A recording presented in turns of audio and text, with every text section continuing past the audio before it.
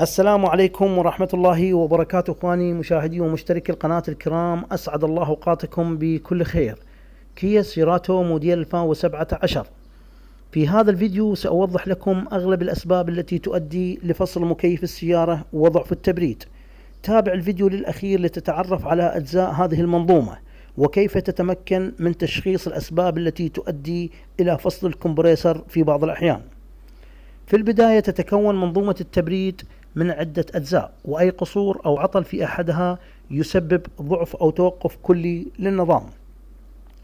ولا يعتبر مبدأ عمل التكييف في السيارة معقد، بل سهل جدا ومعمول به منذ بداية تجهيز السيارات بالتبريد لحد الآن، حيث يستخدم مبدأ التبادل الحراري وفروقات الضغط.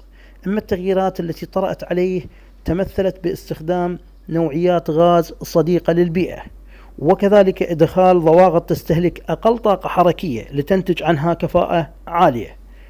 أجزاء منظومة التبريد تبدأ بالكمبريسر أو الضاغط، الذي يعتبر الجزء الرئيسي والأساسي في توليد ضغط مستمر طيلة فترة تشغيل المكيف. الجزء الثاني المكثف أو راديتر التبريد، الذي يتحول فيه الغاز إلى سائل نتيجة الضغط وخفض حرارته بواسطة المراوح أو المروحة، التي يكون لها دور كبير في كفاءة التبريد، وهي أحد أهم أسباب فصل الكمبريسر.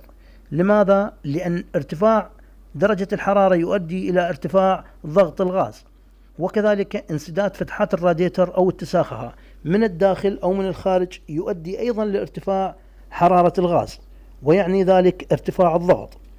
ومن خلال المراقب الذي هو حساس ضغط الغاز أو ما يسمى بالAC Refrigerant Pressure Sensor، سيقوم بإعلام كمبيوتر السيارة أو الوحدة الإلكترونية الخاصة بالتبريد، مما يؤدي لإيقاف الكمبريسر كإجراء أمني أولي، إما إذا كان هذا الحساس ملغي وتوقفت المروحة عن العمل، فيكون الإجراء الأخير الذي يحول دون انفجار الأنابيب هو صمام التفريغ الاضطراري، بحيث يسمح للغاز بالخروج من الكمبريسر الذي يبقى يضغط ولا يعلم ما الذي حصل نتيجة التعطل حساس ضغط الغاز. الجزء الثالث هو صمام التمدد أو الإكسبانشن فالف، وظيفته إبطاء دخول الغاز للثلاجة والتضييق عليه حيث الضغط التراكمي، وإفلات الغاز أو إطلاقه من ضغط عالي إلى ضغط منخفض بصورة مفاجئة يؤدي به لامتصاص الحرارة ويبدأ الفريز بالبرودة.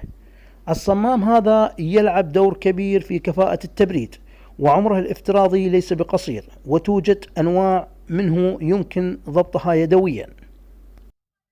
من أعطاله النادرة التي تسبب فصل الكمبريسر هو الانسداد، الذي أيضا يرفع ضغط الغاز ويسبب نفس الحالة الخاصة بالراديتر التي شرحتها لكم. كيف نشخص عطله؟ إذا كان راديتر التبريد نظريا جيد وسحب الكمبريسر جيد ولا توجد فصلة والغاز جيد ولا زال التبريد غير مقبول، يكون السبب هو تعطل صمام التمدد، الطرف الذي له الدور الكبير في إيقاف الكمبريسر عن العمل، بل ويعتبر المسؤول الرئيسي عن مراقبة ضغط الغاز بشكل عام حساس ضغط الغاز.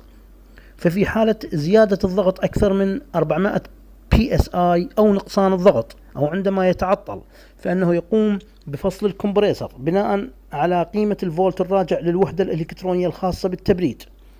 أكثر شيء يحتاجه الفني لتشخيص مشاكل التبريد التي تخص الضغط هو مقياس الضغط، الذي يحتوي على مقياسين: الأول ذو اللون الأزرق لقياس المنخفض، والأحمر لقياس العالي، ووحدة القياس هي PSI. يتصل به 3 أنابيب، 2 للقياس، والأصفر هو خط الخدمة. لغرض فحص المنظومة نقوم بتوصيل مقياس الضغط في الصمامات التي يختلف مكانها حسب الشركات المصنعة للسيارات، ولا يقبل التوصيل الخاطئ لأن القطر يختلف، فصمام الضغط العالي أكبر قطرا من الواطئ. احرص على الحفاظ على غطاء الصمامات. بعد التوصيل لن تجد قاعدة ثابتة لضغط غاز على الطرفين، والمحرك مطفئ، ولا تأخذ بالقراءة الموجودة لأنها لا تعبر عن الحالة الفعلية للنظام، إذ يجب أن تشغل المحرك والكمبريسر وتنتظر قليلا، ويكون المحرك على سرعة الآيدل أو الخمول. بعد تشغيل المحرك نلاحظ أن القراءات بدأت بالاختلاف، فمؤشر الضغط الواطئ يجب أن ينزل لأنه يعتبر سحب ودائما بارد إذا كان النظام جيد. أما مؤشر الضغط العالي يبدأ بالارتفاع أو يبقى مرتفعا لأنه يعتبر في حالة ضغط ودائما حرارته مرتفعة، ويجب الانتباه لحرارة الجو الخارجي، فكلما كانت الحرارة مرتفعة كلما كانت القراءات مرتفعة. المروحة تشتغل مع الكمبريسر مباشرة وتبقى مستمرة. تتراوح قيمة الضغط من 28 إلى 35 PSI في درجة حرارة 30 درجة سيليزية.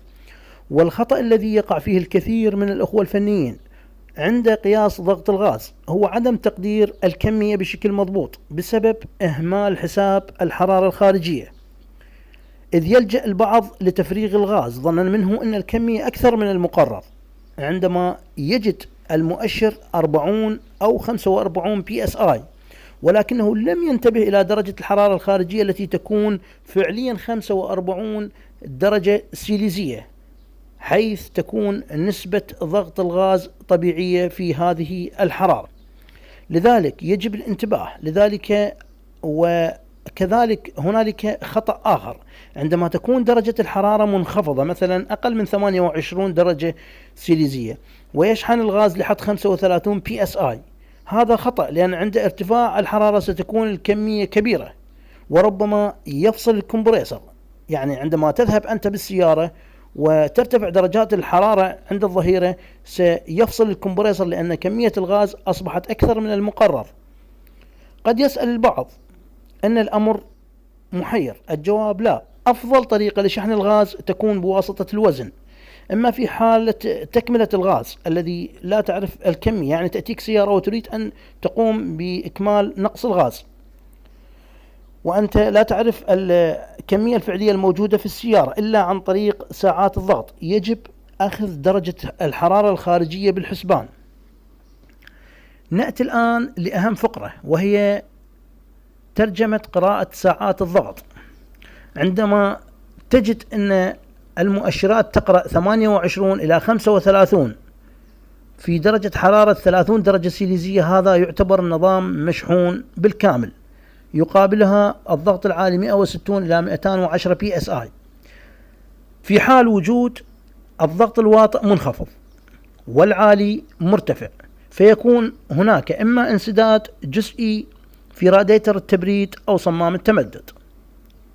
في حال وجود ساعة الضغط الواطئ مرتفعة والضغط العالي منخفض يكون السبب هو ضعف الكمبريسر، أي أن الضغط الواطئ مرتفع والكمبريسر لا يضغط تمام فيكون الضغط العالي منخفض، أو صمام التمدد أيضا فيه مشكلة وهذا نادر.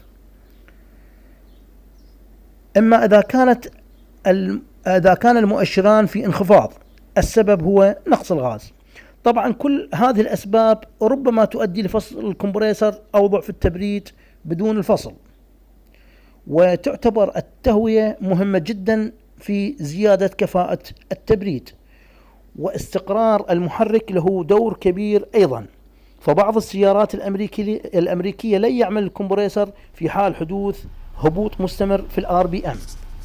وببسيط العبارة تنقسم أعطال فصل الكمبريسر إلى كهربائية وأسباب ضغط.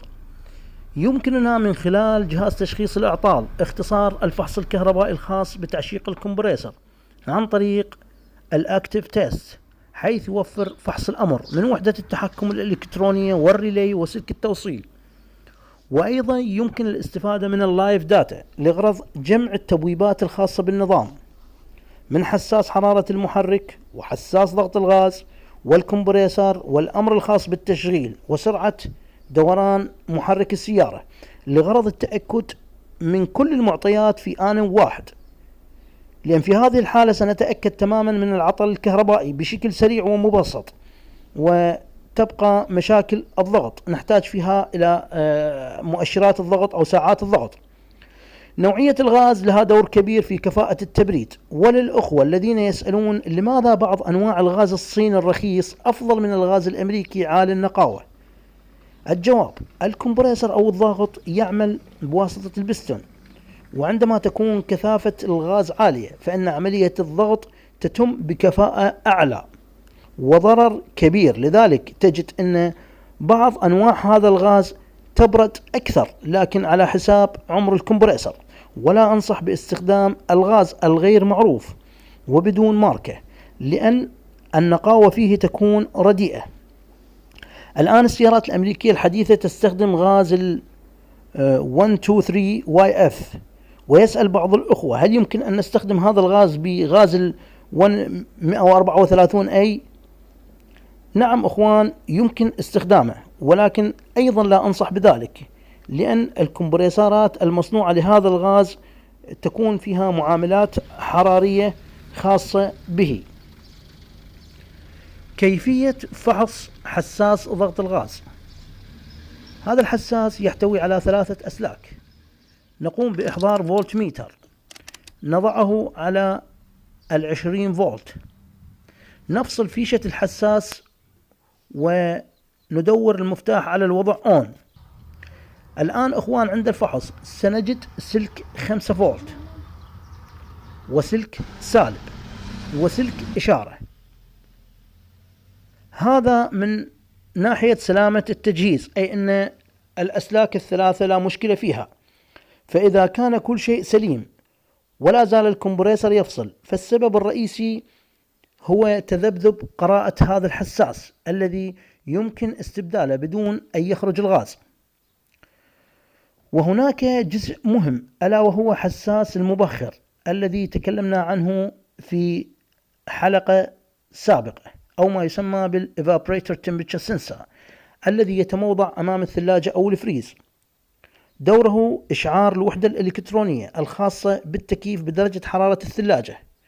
إذ عند وصول الحرارة للانجماد ستفصل تلك الوحدة الإلكترونية الكمبريسر وتحول دون انجماد الفريز بشكل كامل، الذي يؤدي إلى عدم أو ضعف تدفق الهواء، حيث ستلاحظ أن هناك فرق كبير عند إطفاء الكمبريسر لفترة وإعادة تشغيله. ستجد أن تدفق الهواء أصبح أقوى، دلالة على أنه الفريز أو الثلاجة كان متجمد. وللأخوة الذين صعب عليهم فهم الشرح، ألخص لكم أهم أسباب فصل الكمبريسر. إما أن يكون سبب كهربائي يتمثل في النقاط التالية: عطل الكويل المغناطيسي أو ضعفه في الكمبريسرات الميكانيكية، مشكلة في أسلاك التوصيل، أو تعطل الريلي الخاص بالكمبريسر، وأخيرا مشكلة في زر التشغيل أو وحدة التحكم الإلكترونية الخاصة بالتبريد. أما الجانب الآخر قد يكون السبب يتعلق بضغط الغاز، ويتمثل في النقاط التالية: توقف المراوح عن العمل، وتعطل صمام الضغط داخل الكمبريسر سواء كان الكمبريسر ميكانيكي أو كهربائي، انسداد الدراير أو فلتر التبريد الذي يأتي مدمج في بعض السيارات مع راديتر التبريد، أو تعطل حساس ضغط الغاز الذي تكلمنا عنه. كذلك توقف أو ضعف فان دفع الهواء يؤدي إلى تجمد الفريز. إذا كان دفع الفان ضعيف والسيارة تسير بسرعة عالية يكون هنالك انجماد في الثلاجة، بالتالي يؤدي إلى فصل كمبريسر السيارة. وسبب آخر هو نقصان أو زيادة الغاز خارج الحد المسموح، وكذلك هبوط دورات المحرك لحد يفشل فيه الكمبريسر في أداء العمل. أيضا يقوم بالفصل بواسطة الوحدة الإلكترونية الخاصة بالتبريد. هذه الحالة لا تشمل كل السيارات، موجودة تقريبا في الأمريكا أخوان. كذلك دخول السيارة في الأوبن لوب عند التعجيل المفاجئ، وبعدها يعاود الكمبريسر العمل عند استقرار الحمل. اتساخ المنظومة بشكل كامل يؤدي لزيادة ضغط الغاز وفصل الكمبريسر أحيانا. الخلاصة: أغلب مشاكل الفصل تتعلق بأسباب ارتفاع ضغط الغاز.